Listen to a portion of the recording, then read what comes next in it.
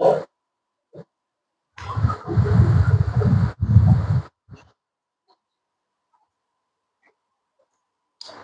माई बच्चा, it's me and I teach chemistry, mathematics. और हमारा जो टॉपिक है वो आज का टॉपिक है CCl4, कार्बन टेट्राक्लोराइड। ये इसका सामान्य नाम है और IUPAC नाम टेट्राक्लोरोमेथेन। यूनिट नंबर 6, हैलो एल्केन एवं हैलो एरीन। मिनी कंपाउंड हमें पढ़ने हैं और यहाँ पे इसकी निर्माण की विधियां मेथेन द्वारा हमें बनाना है कार्बन टेट्राक्लोराइड। तो यहां से बेटा मेथेन और मेथेन की क्रिया क्लोरीन से होनी है, क्लोरीन से होनी है, वो भी high temperature 400 degree Celsius, 400 degree Celsius. और ऐसे में ये चार के चारों हाइड्रोजन HCl के साथ विस्थापित हो जाते हैं और कार्बन के साथ अटैच हो जाता है क्लोरीन। और इस प्रकार ये मेथेन से टेट्रा क्लोरो मेथेन प्राप्त हो जाता है। नंबर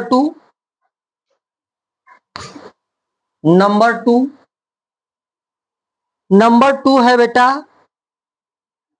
क्लोरोफार्म द्वारा, क्लोरोफार्म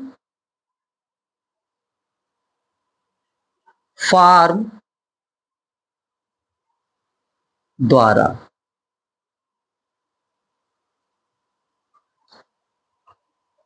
क्लोरोफार्म द्वारा, क्लोरोफार्म द्वारा जब हम कार्बन टेट्राक्लोराइड बनाते हैं तो ऐसे में क्लोरीन ही क्रिया करता है CHCl3 प्लस Cl2 और ये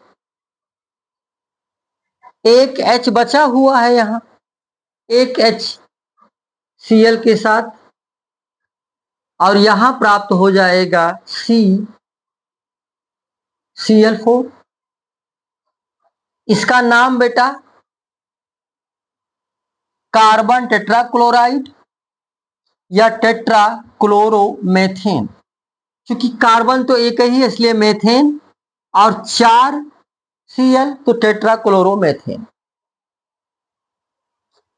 यहां पे क्लोरोफार्म और क्लोरीन गैस की क्रिया हुई, क्या बन जाएगा?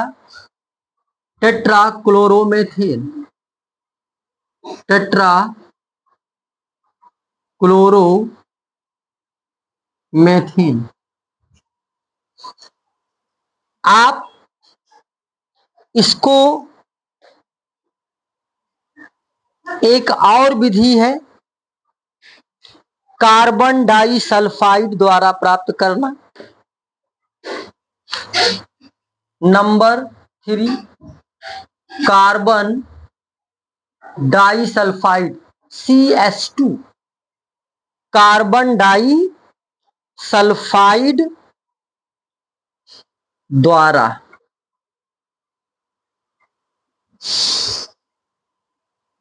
तो ये रिएक्शन आपका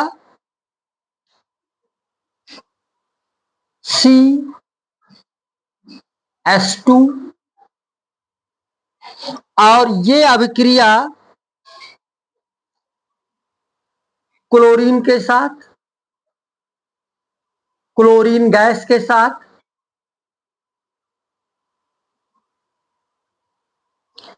बस यहां उपस्थिति AlCl3 एल्युमिनियम ट्राई नहीं बोलेंगे, एल्युमिनियम क्लोराइड यहां से प्राप्त होगा Cl4। ये आपका 3 दूनी 6 और यहां से 2 H2 हटेगा, H2 हटेगा तो ये बनेगा H2Cl2। 3 दूनी 6, 4 इधर निकल गया, 2 इधर निकल गया, H2Cl2 इसका नाम है सल्फर मोनोक्लोराइड। ये तो आपका टेट्राक्लोरोमेथेन, टेट्रा क्लोरोमेथेन और ये जो साइड प्रोडक्ट है इसका नाम है सल्फर मोनोक्लोराइड,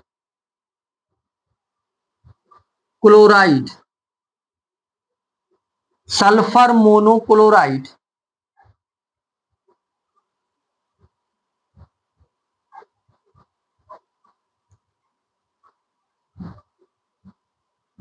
मोनोक्लोराइड तो इस प्रकार इसके निर्माण की ये 3 विधियां हो गई। अब हम इसके आगे पढ़ेंगे भौतिक गुण, कार्बन टेट्राक्लोराइड का भौतिक गुण और हेडिंग पड़ेगी भौतिक गुण।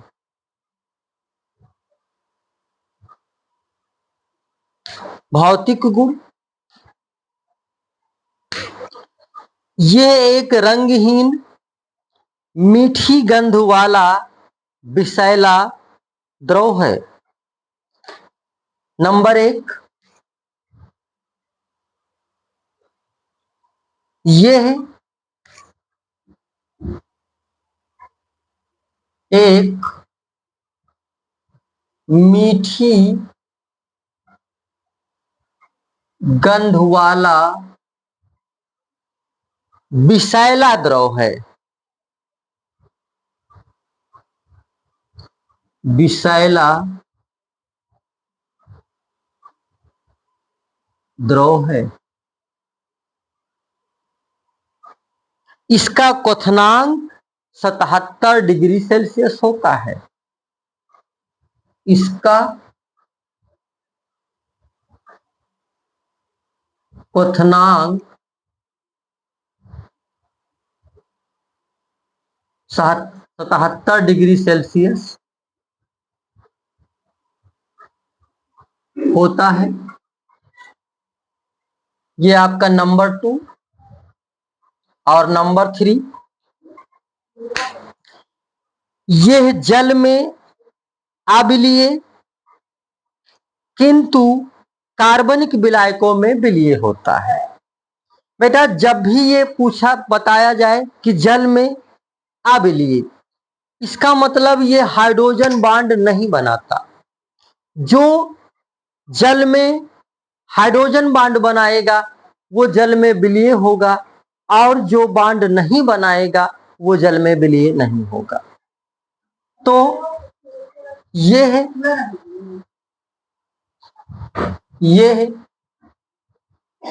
जल में अम्लीय है और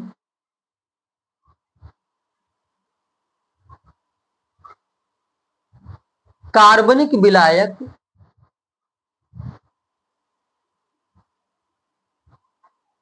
में विलीय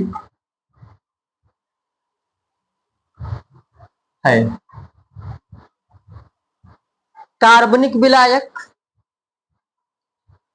कार्बनिक विलायक का सीधे मतलब हुआ पेट्रोल, डीजल, मिट्टी का तेल, ईथर, एल्कोहल, इसमें ये घुलेगा लेकिन जल में नहीं घुलेगा। जैसे आप देखोगे जल में हमने दूध डाला घुल गया, लेकिन अगर जल में तेल डाल दिया नहीं घुलेगा, ग्रीस डाल दिया नहीं घुलेगा, पेट्रोल डाल दिया नहीं घुलेगा। तो इसका मतलब है कि वो जल के साथ हाइड्रोजन बॉन्ड नहीं बनाता है। जो जल में घुलेगा हाइड्रोजन बॉन्ड बनाएगा, और जो जल में नहीं घुलेगा वो हाइड्रोजन बॉन्ड नहीं बनाएगा। तो कार्बन टेट्राक्लोराइड जल में अम्लीय है, मतलब नहीं घुलेगा, और कार्बनिक विलायक में विलीय है। इसका मतलब मैंने आपको बताया कि तमाम कार्बनिक विलायक हैं। हम आपको एक एग्जाम्पल बताएं कि हमारे हाथ में ग्रीस लगा हुआ है, और ग्रीस को जब हम पानी से धुलते हैं तो नहीं धुलता है, लेकिन अगर पेट्रोल से हाथ धुले, मिट्टी के तेल से हाथ धुले तो वो ग्रीस तुरंत साफ हो जाती है। मतलब वो ग्रीस जल में अविलीय है, जबकि पेट्रोल में, डीजल में जो कार्बनिक विलायक है वहां वो विलीय है। इसीलिए ग्रीस तुरंत हाथ से हमारे साफ हो जाती है। पेट्रोल से हाथ धुल लिया, साफ हो गया। पानी से धुलेंगे तो ग्रीस साफ ही नहीं होगा। तो यहां पे ये जल में अगला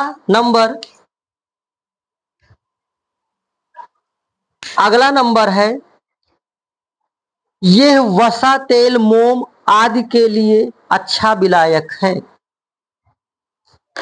यह वसा, मोम, तेल आदि के लिए अच्छा विलायक है, अच्छा विलायक है।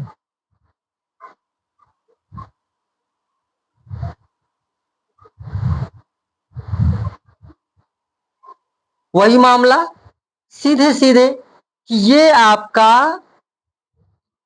उसमें घुल जाएगा। अच्छा विलायक का मतलब उसमें घुलेगा। ये तो इसका भौतिक गुण हो गया। अब हम पढ़ेंगे इसका रासायनिक गुण। रासायनिक गुण,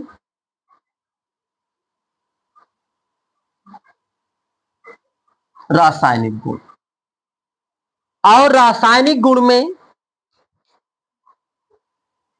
नंबर 1 ऑक्सीकरण। रासायनिक गुण में नंबर 1 ऑक्सीकरण। ऑक्सीकरण, ऑक्सीकरण की जो बात आ रही है, अभी मैंने यहां लिखाया कि ये मीठी गंध वाला विषैला द्रव है। ये विषैला कैसे होता है? जब इसको खुली हवा में रख देते हैं तो इसका ऑक्सीकरण हो जाता है, और फास्जीन नाम की विषैली गैस बनती है। कार्बन टेट्राक्लोराइड ऑक्सीकरण होगा। ऑक्सीकरण में नवजात ऑक्सीजन क्रिया करता है।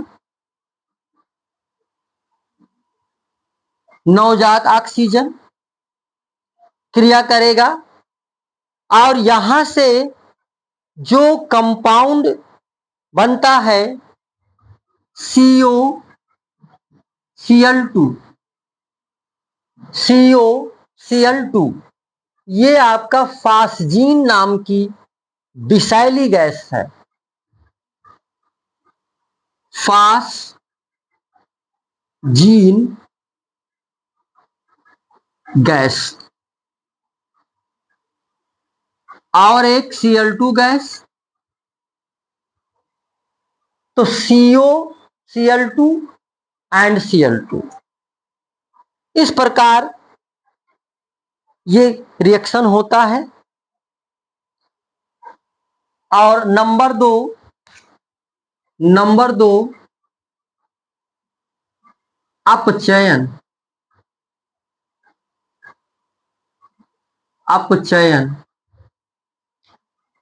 ऑक्सीजन से क्रिया करना ऑक्सीकरण, हाइड्रोजन से क्रिया करना अपचयन कहलाता है, रिडक्शन कहलाता है।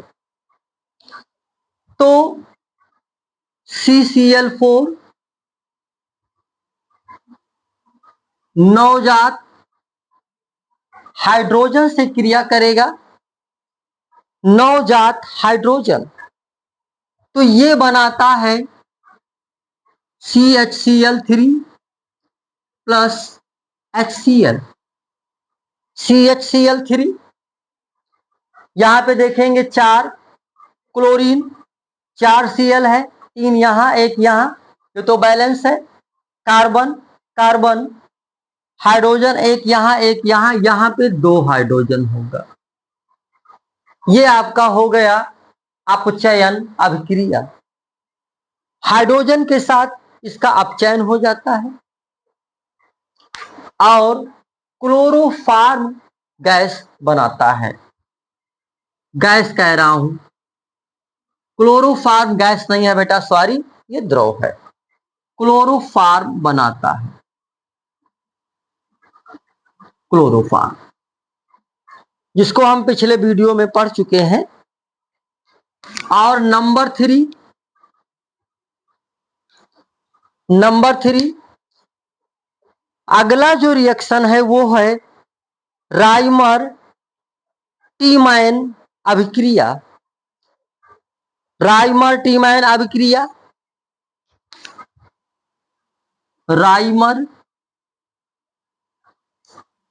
राइमन भी बोलते हैं, राइमर टीमैन अभिक्रिया, राइमर टीमैन अभिक्रिया। राइमर टीमैन अभिक्रिया में सीधे यहां पे CCl4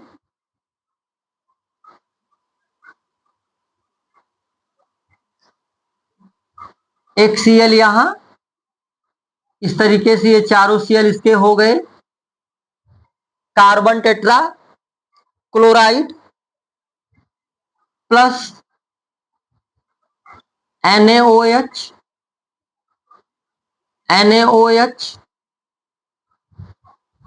सोडियम हाइड्रॉक्साइड। इसके साथ साथ यहां पे फिनाल होता है, इसके साथ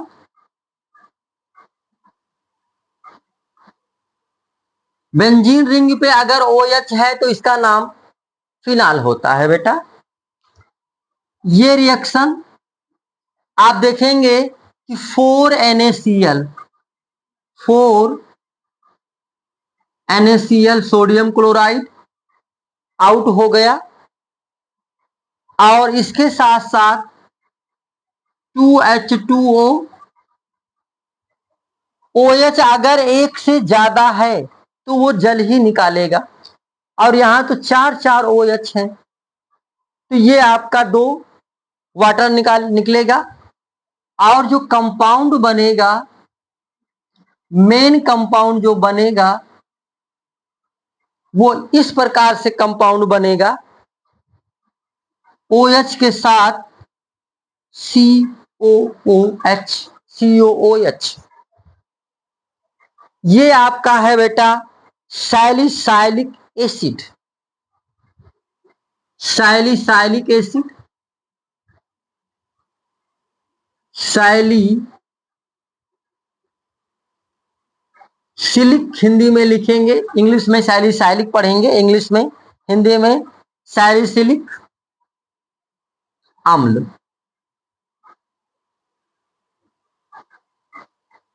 इस प्रकार ये इसके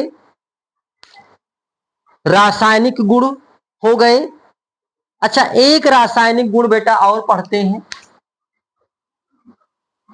एक रासायनिक गुण और पढ़ते हैं, HF से क्रिया, HF से क्रिया, हाइड्रोजन फ्लोराइड से क्रिया।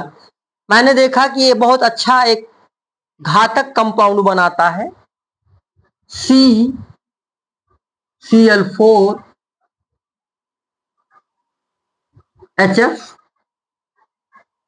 क्रिया करेगा। तो ऐसे में यहां जो HF है ये 2HF होता है, 2 अणु लेते हैं, और यहां जो कंपाउंड बना है CCl2F2, ये बेटा क्लोरो फ्लोरो कार्बन CFC, जिसे आप बोलते हो फ्रेयान, ये क्या बन गया बेटा, फ्रेयान। तो और प्लस 2HCl, ये बना हुआ है फ्रेआन।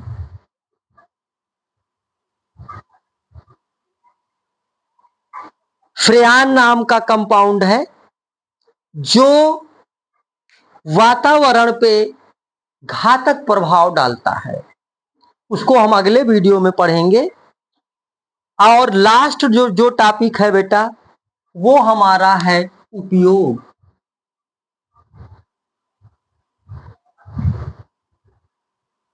लास्ट टॉपिक हमारा इसके यूज, उपयोग। तो उपयोग में कह रहा है कि सीधे सीधे फ्रेयान के निर्माण में, यहां आपने देख ही लिया, नंबर 1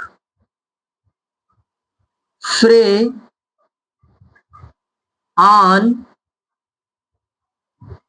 के निर्माण में क्या बना रहे हो बेटा, फ्रेयान के निर्माण में। इस प्रकार यहां पे नंबर 2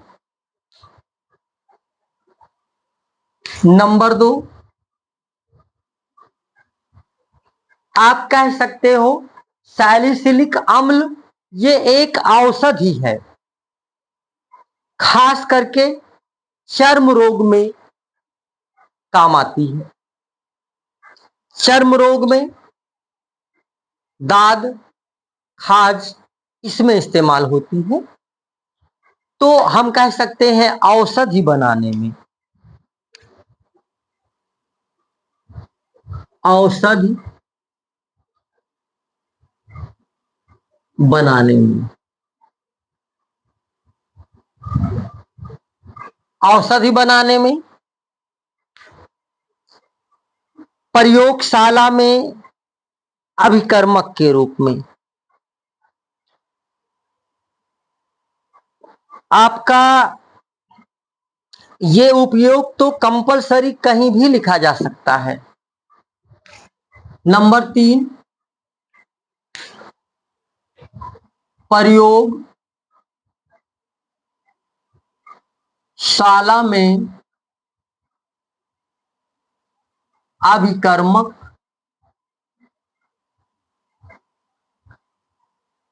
के रूप में। और एक है नंबर 4, जैसा कि यहां आपने कहा था ये वसा, मोम, तेल आदि के लिए अच्छा विलायक है, तो इसका उपयोग भी हो रहा है वसा, तेल आदि विलायक के रूप में, शोधन अभिकर्मक के रूप में। शोधन अभिकर्मक के रूप में